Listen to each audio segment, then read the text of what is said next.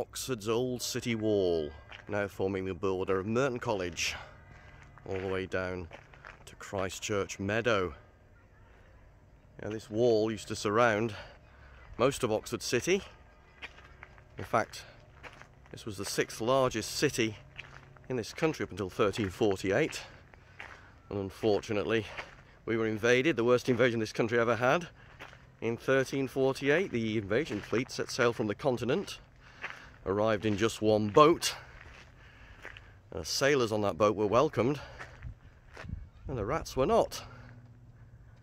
And therefore, we had the Black Death, a plague that was both pneumonic and bubonic. Wiped out about half the country's population. As a result of that, Oxford remained a very small city, as it still is today. But I'm looking around the walls for a plaque to a man forgotten in history nowadays, a man called James Sadler. And here it is.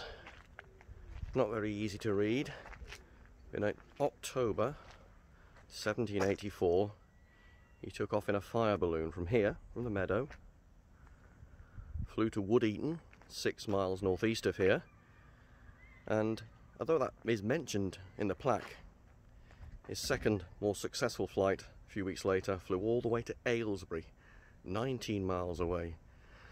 Yet with all the academics in Oxford and all the memorials, this is all we've got to James Sadler, because he wasn't one of them. He wasn't an academic, he wasn't part of the university, he was a pastry chef in a cafe in the town. And even in his obituary, they just mentioned that he used to make pies and that he died, and never talked about his early aeronautics and how important he was in the way he developed balloon flight. Forgotten by many.